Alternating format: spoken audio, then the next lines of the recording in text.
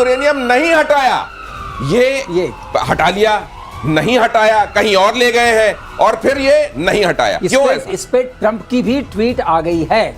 Trump ने कह दिया है कि सारा 60% जो था सब खत्म हो गया है। अब वो भी फैसला ले चुके हैं। अब पहले वो कहते थे कुछ इधर उधर की, वो 400 किलो भी इनके पास नहीं है। इसका मतलब अब इनके पास कुछ नहीं। कुछ लोग कहते हैं इस्फहान में शायद कुछ बचा हुआ, तो उसने कहा नहीं हमने मारा तो वहां भी बहुत था टोमोहाक, वहां कैसे बचा है? तो बचा अब कुछ नहीं है, लेकिन उसकी हवा बनाई जा रही है कि अब हम बहुत बड़ा हमला करेंगे, इतना बड़ा हमला करेंगे कि ज़ियोनिस्ट रजीम पूरी तरह से खत्म हो जाएगी। ये माहौल बनाना है। जैसे गौरव कहते हैं ना कि बिना माहौल के काम कैसे चलेगा। मैं एक बात बताऊं, ईरान तुम्हारी मिसाइल चले ना चले, तुम्हारी जबान बहुत चलती है अभी भी। जबान कैंची की तरह चलती है, मिसाइल चले ना चले। ये कैसी है? इंटरकॉन्टिनेंटल है? किस तरह की है? पता, इनकी मिसाइल तो इंटरप्लैनेटरी है भाई। बैलिस्टिक मिसाइल, इंटरप्लैनेटरी जुबान। अगली खबर देखिए, ब्रिटेन के लिए ईरान बहुत बड़ा खतरा। ये ब्रिटेन को होश आया है। ब्रिटेन की संसद में पेश रिपोर्ट में दावा किया गया है, खुफिया और सुरक्षा समिति की रिपोर्ट है ये, ब्रिटिश राष्ट्रीय सुरक्षा के लिए ईरान गंभीर खतरा। करीब 300-400 पेज की रिपोर्ट है। ऐसा देखिए, ऐसा है, देर आए दुरुस्त आए, कम से कम इतना तो कहा जा सकता है। लेकिन ये खतरा किस बात का है? जो स्ट्रेट ऑफ हॉर्मुज है उससे लेकर रेड सी से जो इनका ट्रेड चलता है। करेक्शन समझाइए सर। हाँ, कि वो कह रहा है कि ट्रंप को धूप सेकते में हम ड्रोन से मार देंगे, और अचानक इधर से आता है ब्रिटेन के लिए ईरान बहुत बड़ा खतरा है। ये क्या कनेक्शन, ये रिश्ता क्या है? कनेक्शन ये कह रहे हैं कि वो सिंपैथी दिखा रहे हैं ट्रंप से। अच्छा। कि ट्रंप भाई हमारे पर टैरिफ मत लगाओ, हम आपके साथ हैं, आपको हम धूप सेकने देंगे। तो क्या ये ब्रिटेन तो इतना सगा है, उसको भी क्या ट्रंप ने ठगा है? ठग्गू के क्या बोलते हैं, वो लड्डू वो वाला चलता है इधर। तो ये इसलिए कहा जा रहा है कि अगर आपको ड्रोन हम अपनी राष्ट्रीय सुरक्षा के लिए खतरा उसको बता देते हैं। 300 पेज की रिपोर्ट। लेकिन एक बात सही है, ऐसा कोई सगा नहीं जिसको हमने ठगा नहीं। तो ट्रंप जो है इसको इससे वो इसीलिए उन्होंने कह दिया मैंने 7 साल पहले धूप सेकी थी, तुम चिंता मत करो, तो हमने रिपोर्ट चाहो तो फाड़ सकते हो। अगली खबर देख लीजिए, ताइवान कर रहा है सबसे बड़ा सैन्य अभ्यास। 10 दिनों तक चीन के सामने शक्ति प्रदर्शन करेगा। हिमार्स के साथ ताइवान का युद्ध अभ्यास अमेरिकी हथियारों से चीन को डराने में लगा हुआ है। अब देखिए, अमेरिका से इसको हथियार मिले हुए हैं। हिमार्स आप जानते हैं, इसने रशिया यूक्रेन के मामले में बड़ी सुर्खियां बटोरी थी। और यहां जब चाइना ये कह रहा है कि 2026-2030 हमने एक डेडलाइन सेट कर ली है, इसके भीतर हम ताइवान को अपना बना लेंगे, तो उसने कहा अपना तो बना लोगे। न्यूज आपको दे दे इसके बीच में। आपको पता है कि जो 5 मेजर कंपनीज हैं यूएस की मिलिट्री इंडस्ट्रियल कॉम्प्लेक्स वाली, चाहे लॉकहीड मार्टिन हो और चाहे रेथयॉन हो, चाहे बोइंग हो, चाहे जनरल एटॉमिक्स हो, उनको कितने ऑर्डर मिले होंगे आप सोचिए इस पीरियड में? $1 ट्रिलियन वर्थ ऑर्डर। तो ये सारा जो आप देख रहे हैं झुंड और सारी चीज जो हो रही है, उसमें 5 ऐसे बेनिफिशियरी हैं। बाकी आपके ऊपर और दर्शकों के ऊपर है, अपना लगाएं अंदाजा हो क्या रहा है। एक बड़ी बात है, जो चाइना कहता है ना, हम ये करते हैं कि वो चाइना उस पहलवान की तरह है जो लड़ नहीं रहा। देखिए मेरी बॉडी, ये भाई साहब देखे मेरी बॉडी, ये मेरी बॉडी देखी, बस यही कर रहा है चाइना। आपने देखा चाइना ने कुछ भी अटैक कराओ, बस चाइना कल मार दूंगा, परसों मार दूंगा, नरसों अरे मारो, किसने मना करा है? ताइवान वहां पे है, छोटा सा, इतना सा पिद्दी सा है चाइना के सामने। अगर आप मैप में देखें, चाइना इतना सा है, ये ताइवान इतना सा है। कुछ तो करो, एक तो बम मारो। नहीं करेगा चाइना, दिनेश नहीं करेगा चाइना। अगर इसमें फंसा चाइना कभी ताइवान को हरा नहीं सकता। चाइना का जो ईस्टर्न 3/4 साइड है वो फॉरेस्टेड है, माउंटेनियस है, वो सब अंदर घुस जाएंगे, कोई बम नहीं चलेगा। और जो माइन लगा के सब वेलकम करने के लिए तैयार है। कोस्टल एरिया जो है, कोस्टल एरिया रीफ्ड है, वहां कोई शिप नहीं आ सकता, कोई आपका ओपीवी नहीं आ सकता, तो कैसे जाएंगे? अपने ट्रूप्स कहाँ लैंड कराएंगे? तो छोटा जरूर है, लेकिन घातक बहुत है। छोटा जरूर है, लेकिन वैसे ही है जैसा हाथी की सूंड में चींटी घुसती है ना, तो हाल हो जाता है। ये ताइवान वाली स्थिति जो है, चाइना आपको खासतौर से यहाँ मेजर गौरव आगे लगातार बताते रहे हैं कि वहाँ शी जिनपिंग का तख्ता पलट होने वाला है, और इसीलिए वो थ्रेट बाहर से आता हुआ दिखाई दे।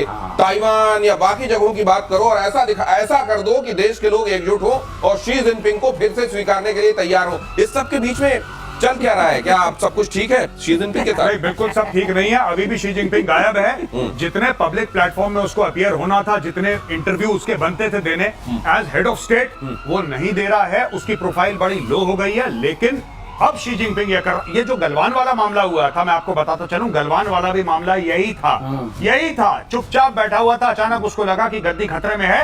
जो मैं अक्सर कहता हूं आपकी शो में, एक्सटर्नलाइजेशन ऑफ थ्रेट, कि बाहर से खतरा है। हिंदुस्तान से क्या खतरा है भाई? हमने कब अटैक कर दिया चाइना को? नहीं, पूरी चाइनीज कॉम को। कभी एप्पल से खतरा है, इसके फोन मत खरीदो। कभी भारत से खतरा है, कभी ताइवान से खतरा है, कभी अमेरिका से खतरा है, कभी जापान से खतरा है। सबसे खतरा है इसको, सबसे खतरा है। इसके बॉर्डर मिलते हैं तकरीबन 12-13 देशों से। चाइना के बॉर्डर मिलते हैं 12-13 देशों से, और इसकी बॉर्डर की प्रॉब्लम है करीब 23-24 देशों से। यानी कि जरूरी नहीं है आपका बॉर्डर मिले चाइना के साथ, ये जरूरी नहीं है। आपसे प्रॉब्लम फिर भी है। तो जहां हाथ नहीं, जहां तक निगाहें जाएं वहां भी समस्या क्रिएट कर देने वाला ये देश है चाइना। और अगली खबर देखिए जरा, आज गौरव गाथा भी सुनेंगे, लेकिन उससे पहले बीएलए ने बोला पाकिस्तानी चौकी पर हमला। क्वेटा के हदारगंजी इलाके में किया अटैक, पाकिस्तान की सेना की 5 बख्तरबंद गाड़ियां जलकर खाक। पाकिस्तान सेना की चौकी पर बड़े हमले की खबर। बलूचिस्तान में हमले की बीएलए ने जिम्मेदारी। बीएलए ने सर एक ऑपरेशन लॉन्च किया है जिसका नाम उन्होंने रखा है ऑपरेशन बाम। और इसके तहत वो कह रहे हैं कि हमारा पूरा इलाका, वो कोस्टल एरिया से वो कोई उनका पहाड़ी इलाका है जिसको खास नाम देते हैं, वो पूरी जगह पर जहां तक वर्दी हमको दिखाई देगी सबको उड़ा देंगी। जी, नहीं, बिल्कुल ठीक बात है। और ये जो बलूचिस्तान का पूरा मामला है, अब खुद पाकिस्तानी मीडिया पे आके चुपचाप धीरे धीरे ये बात बोलने लगे हैं कि बलूचिस्तान के बहुत सारे एरिया हैं जहां पे पाकिस्तानी फौज, और ये मेन स्ट्रीम मीडिया पे बात होना शुरू हो गई। जो प्रो पाकिस्तानी व्लॉगर्स हैं, जो वीलॉग्स अपने बनाते हैं प्रो पाकिस्तानी, वो तक बोलने लगे हैं। जैद हामिद जैसा बंदा जो कि एस्टैब्लिशमेंट के बड़े क्लोज है, वो कहने लगा है कि ऐसे कई जगह है खैबर पख्तूनख्वा और बलूचिस्तान में जहां पे पाकिस्तानी फौज सड़क पे ट्रैवल नहीं कर सकती।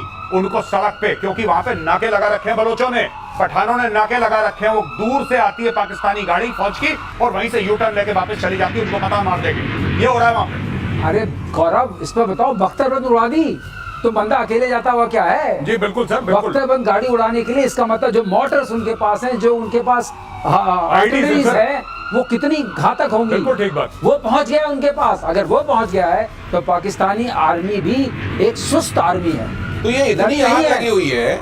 और ये मुनीर जो आपको दिखाई दे रहे हैं, ये कोलंबो जा रहे हैं। ये मुनीर अपना फील्ड मार्शल बन गए। उनको भी पता है कुछ दिनों में सब कुछ फेल होने वाला है, घूम लो जितना घूम सकते हैं। ये इसलिए ये लेकिन जाकर करेंगे क्या? वहां पर जाकर भी कुछ चाइना का संदेश ले जाकर कान में फूकने की कोशिश करेंगे क्या? बिल्कुल सही बात। आई थिंक ये मुद्दा आपने सही पकड़ा। गौरव, बताइए, आपको कोई चीज याद आई है? मैं तो ये बता रहा हूँ कि कई साल पहले पाकिस्तान का एक बड़ा तगड़ा आर्मी चीफ, वो भी कोलंबो गया था। उसका नाम था जनरल परवेज मुशर्रफ। वापस आते वक्त पता लगा कि नवाज शरीफ ने बोला कि तू कौन। फिर पाकिस्तान में कू हो गया था। ये परवेज मुशर्रफ भी वहां पे कोलंबो में गोल्फ खेल रहा था भाई साहब। अब ये जा रहा है गोल्फ खेलने के लिए, पता नहीं क्या होगा आगे, देखते हैं। ये तख्ता पलट की तो वहां बड़ी चर्चा तेज है। और आप तो ये इशारा दे रहे हैं, मतलब ये 23 जुलाई को वहां से कोलंबो से लौटते ही, मतलब अगस्त आते आते नवाज शरीफ ने बोला था कि परवेज मुशर्रफ का ना हवाई जहाज लैंड नहीं होना चाहिए। उसने बोला सर 5 मिनट का तेल है, लैंड नहीं होगा। सर 4 मिनट का तेल है, लैंड नहीं होगा। 3 मिनट का तेल है, लैंड। जब ऐसा कि सर अब सिर्फ भाप पे चल रहा है जहाज, तब जाके वो जहाज लैंड करा और वहां पे तख्ता पलट हुआ पाकिस्तान में। देखिए, पाकिस्तान में अभी तख्ता पलट हो चुका है। लेकिन मैं आपको एक बात बता दूं, ये जो आसिम मुनीर आज गद्दी पे विराजमान है पाकिस्तान की, ये नाक से खून निकलवाएगा, लकीरें खिंचवाएगा पूरे पाकिस्तानी कौम की सत्ता में रहने के लिए।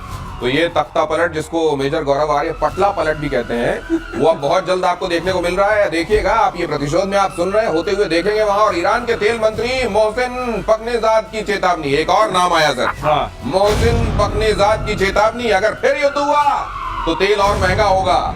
युद्ध से तेल गैस आपूर्ति में आती है बाधाएं। 12 दिनों के युद्ध से कच्चे तेल के दाम बढ़े, हम रोक देंगे, हॉर्मुज रोक देंगे, ये कर देंगे, तब तो तेल महंगा हो जाएगा, जीरा महंगा हो जाएगा, पनीर महंगा हो जाएगा। पता नहीं ये कोई धमकी होती है? आप बताइए, आपको धमकी लग रही है तेल महंगा हो जाएगा? तो फिर आप कुछ करिए। मैं ईरान से ये कह रहा हूं कि भाई अगर आप कुछ करना चाहते हैं, आप कुछ करिए। बयान दे के क्या होगा? नेतन्याहू ने जब आपके ऊपर हमला करा था, उसने कोई बयान दिया था?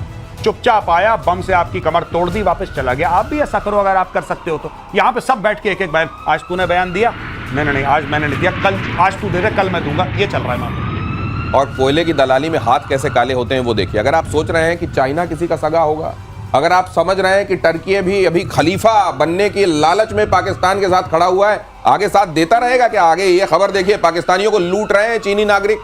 चीनियों ने फैला रखे हैं फ्रॉड नेटवर्क, पॉन्जी स्कीम चला रहे हैं, वहां कर रहे हैं फर्जीवाड़ा।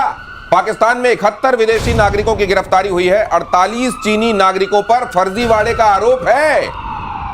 China all weather friend, steel friend, iron brother है। इसमें सिर्फ यह है कि मुझे लगता है कहीं ना कहीं अमेरिकन डॉलर्स काम करना शुरू हो गए, कहीं ना कहीं अमेरिकन डॉलर्स काम करना शुरू हो गए। और ये बात सच, मैं आपको बताता हूं, जो चाइनीज के खिलाफ हो रहा है ना, ये चाइनीज के खिलाफ सिर्फ पाकिस्तानी नहीं कर रहे, even Baloch are acting against Chinese, even Pashtun are acting against Chinese.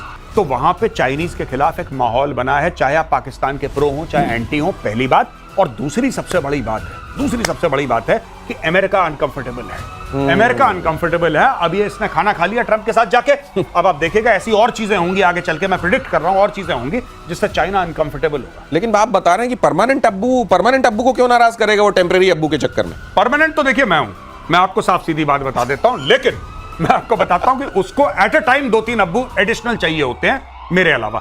तो कभी, अब देखिए, जो उसको पैसा देगा वो उसका अब्बू है। अभी तुर्की से उसको क्या चाहिए? तुर्की से उसको सपोर्ट चाहिए जो उसको सऊदी अरब से नहीं मिला। तो वो कहता है कि सऊदी अरब वाले तो ऐसे ही बेकार के लोग हैं, वो तो फिलिस्तीन के साथ भी नहीं खड़े, आप खड़े हो, मुस्लिम उम्मा के आप हेड हो। ऑन अ सीरियस नोट, ये पूरा मामला मुस्लिम उम्मा की लीडरशिप है। आपको क्यों लगता है कि क्यों जा रहे हैं बांग्लादेश में मिल रहे हैं मोहम्मद यूनुस से, तुर्की के जो मंत्री हैं? ये क्यों जा रहे हैं पाकिस्तान में, क्यों मिल रहे हैं आसिम मुनीर से, तुर्की के मंत्री? ये इसीलिए क्योंकि ये लोग चाहते हैं मुस्लिम उम्मा की लीडरशिप, और मुस्लिम उम्मा की जो लीडरशिप है, that is a fight between Turkey and Saudi Arabia. तो ये फिर उन्होंने आकर ये क्यों कहा कि आप नॉर्थ साइप्रस में जाइए और पाकिस्तानियों का वहां पर भी बोलबाला बढ़ाइए? ये क्यों चाह रहा है टर्की? पाकिस्तानियों का बोलबाला पाकिस्तान के अंदर नहीं है, टर्की चाहे से क्या होता है? नॉर्थ साइप्रस में टर्की का अभी भी बड़ा दखल है, और वो चाहते हैं कि वहां पर ये वाली बात हो जाए, जिससे से अभी जब प्राइम मिनिस्टर गए थे तो नॉर्थ टर्की को देख रहे थे, तो उन्होंने सोचा कि अब हिंदुस्तान वाले आकर के इनको जो साउथ सदर्न साइप्रस है वहां से नॉर्थ को वेकेट करने की बात शुरू कर दी हम लोगों ने। ये बात शुरू हुई है, बीच में वो फोर्सेस हैं, यूएन सिक्योरिटी की बफर है जोन बीच में, और नॉर्थ वाले में इनको बसा करके डेमोग्राफी चेंज करके वो चाहते हैं कि पाकिस्तानी उनकी लड़ाई लड़े, खून पाकिस्तान का बहे और तुर्की अपना बैठा हुआ तमाशा देखे। प्रधानमंत्री मोदी ने फोटो खिंचवाई थी, राइट, याद है? हाँ, बिल्कुल। पीछे क्या था? वही दिख रहा था नॉर्थ साइप्रस, उसी लिए खुजली हुई है पाकिस्तानी। और जैसे कि यूक्रेन में हो रहा है, यूक्रेन का खून बह रहा है, और बात किसकी चल रही है?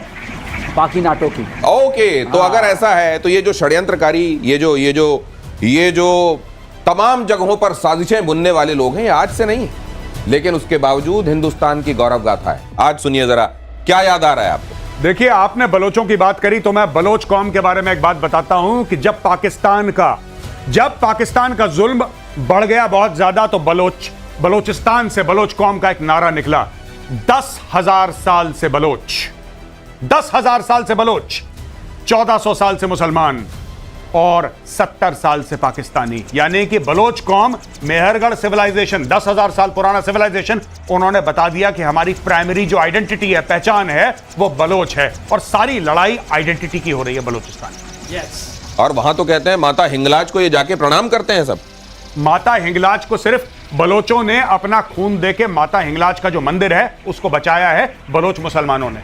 और बताया ये भी जाता है कि हिंगलाज मंदिर को लेकर भी वहां पर लोगों ने सोचा कि यहां पर जाकर भी गड़बड़ की जाए, कुछ ने हिमाकत की, लेकिन उनके साथ जो घटा उसके बाद उन्होंने ये सोचना भी छोड़ दिया। उस पर चर्चा फिर कभी। आज प्रतिशोध में इतना ही। धन्यवाद सर, बहुत बहुत धन्यवाद। जय हिंद।